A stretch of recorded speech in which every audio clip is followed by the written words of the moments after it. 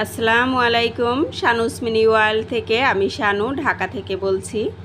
যে যেখান থেকে আমার ভিডিও দেখছেন আশা করি সবাই অনেক বেশি ভালো আছেন। আমিও আলহামদুলিল্লাহ খুব ভালো আছি।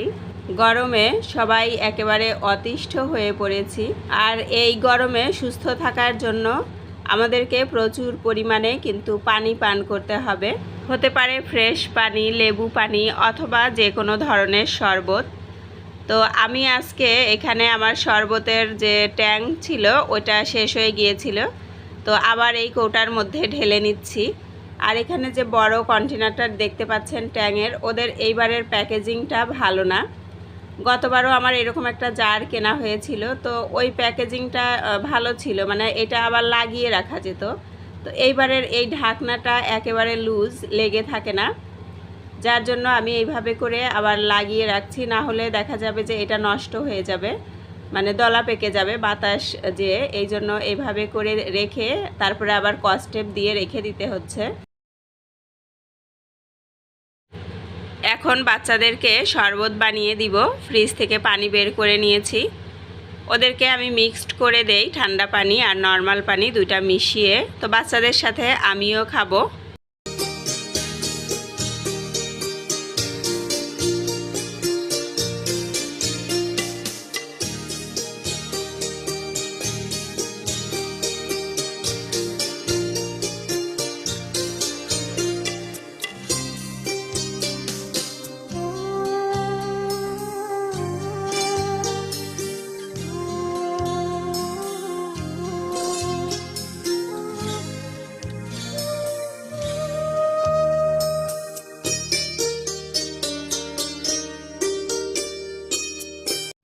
যারা ভিডিওটি দেখা শুরু করেছেন, যদি লাইক না করে থাকেন প্লিজ একটা লাইক করে দিয়েন। আর যদি নতুন কেউ দেখে থাকেন চ্যানেলটিকে সাবস্ক্রাইব করে আমার পাশেই থেকে যেতে পারেন। আজকের রান্নাবান্না শুরু করে দিব। তো রান্না করার আগে সব কিছু গুছিয়ে নিব। আমি আজকে গরুর মাংস রান্না করব, আর হচ্ছে লুচি বানাবো।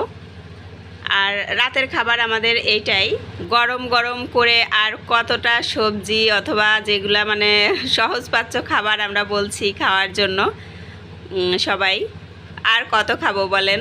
আমার ছেলেটাও কিছুদিন ধরে বলছিল যে ও লুচি খাবে, পোলাও খাবে, এগুলো বলছিল। তো আমি বলছি না বাবা, এত গরমে এগুলো খেতে হয় না, এগুলো খেলে শরীর খারাপ করবে।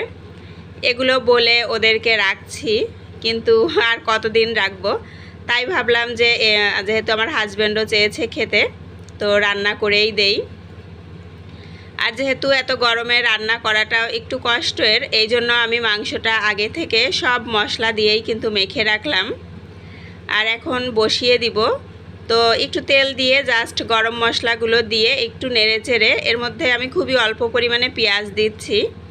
যেহেতু আমি পেঁয়াজের পেস্ট ব্যবহার করেছি, এই জন্য কাঁচা পেঁয়াজটা একটু কম দিলাম। তো এটা একটু বেরেস্তার মতো করে ভেজে নিব। এতে করে কিন্তু মাংসের মধ্যেও একটা সুন্দর ফ্লেভার অ্যাড হবে, যেহেতু আমি সব কিছু মেখে নিয়েছি। তো পেঁয়াজটা ভাজা ভাজা হলে এখন আমি মেখে রাখা মাংসটা দিয়ে একটু কষিয়ে নিব। মাংস থেকে যে পানিটা বের হবে এটাতেই, মানে এভাবেই মাংসটা কষিয়ে নিব, আর কোনো পানি অ্যাড করব না। কষানো হয়ে গেলে এরপরে আমার যতটা সিটি প্রয়োজন সিটিগুলো দিয়ে নিব, তাহলেই আমার মাংসটা রান্না হয়ে যাবে খুব অল্প সময়ে।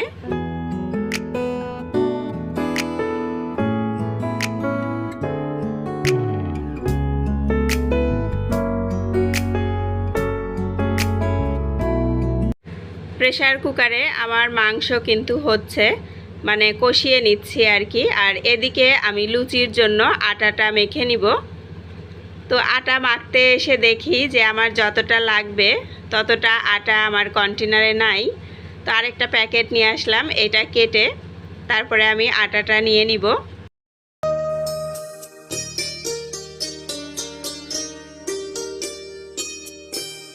তুমি আমার প্রথম সকাল, একাকী দিকে ক্লান্ত দুপুর বেলা, তুমি আমার সারা দিন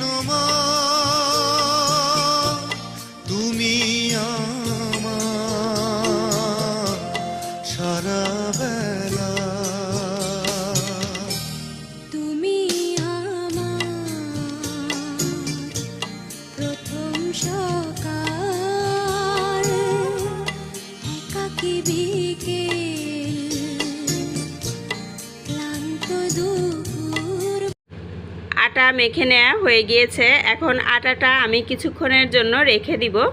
তো একটা ঢাকনা দিয়ে রাখবো, না হলে কিন্তু আটা শুকিয়ে যাবে।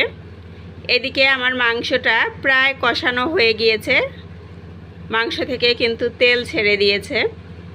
তারপরেও আমি আর একটুখানি নেড়ে নিব, এই 2-1 মিনিট মতো নাড়তে থাকবো চুলার পাশেই দাঁড়িয়ে, না হলে কিন্তু নিচে লেগে যাবারও সম্ভাবনা থাকে। যে মুহূর্তে মাংসটা কষানো হয়ে যায় তখন কিন্তু চুলার কাছ থেকে সরে যাওয়া যায় না, না হলে মাংস যে কোনো সময় লেগে যেতে পারে। আর প্রেসার কুকারে অনেক বেশি কিন্তু ঝোলের পানি দেয়া যায় না, ঠিক যতটা ঝোলের পানি রাখবো ঠিক ততটাই পানি দিতে হয়, কারণ পানি একটুও তো শুকায় না। তো আমি ঢাকনাটা লাগিয়ে দিয়েছি আর এখন লুচিগুলো বানিয়ে নিব। তো বানিয়ে নেওয়ার আগে আটাটা আমি আরও একটু মেখে নিলাম। এখন লেচিগুলো করে নিব, একটু বড় সাইজের লুচি বানাবো। আমি বেশিরভাগ সময়ই কাটা লুচি বানাই, মানে একটা বড় রুটির মতো বেলে ওইটাকে কেটে নেই। অনেক সময় 4 টুকরা, কখনো বা 8 টুকরা এরকম করে করি। ওরকম করে করলে দেখা যায় যে দ্রুত বানানো হয়। তো আজকে ভাবলাম যে থাক, গোল গোল করেই সবগুলো বানিয়ে নেই। সবসময় একরকম খেতে ভালো লাগে না, আর আমার বাচ্চারা একটু বিভিন্ন রকম করে দিলে অথবা একটু সুন্দর করে সার্ভ করলে ওরা ভীষণ খুশি হয়। তাই আজকে গোল গোল করেই বানিয়ে দিচ্ছি। আর বানানোর শুরুতে আমি কয়েকটা আগে বেলে নিব, তারপরে ভাজা শুরু করব। এতে করে কিন্তু ভাজতে সুবিধা হয়, মানে আমার সুবিধা হয়। আপনাদের কার কি হয় সেটা বলতে পারি না। আমি এই বেলা আর ভাজা এই দুইটা কাজ একসাথে করে অভ্যস্ত না, একটু সমস্যা হয়। তো করতে করতে এখন কিছুটা পারি, তো পুরোটা আর কি পারি না, অতটা এক্সপার্ট হইনি এখনও, যার জন্য একটু বেলে নিচ্ছি আগে। বেলা শুরু করার আগেই আমি কিন্তু প্যানটা চুলায় বসিয়ে দিয়েছি। প্যানটা গরমও হয়ে গিয়েছে, আর এখন আমি পরিমাণ মতো তেল দিয়ে লুচিগুলোকে ভেজে নিব একে একে।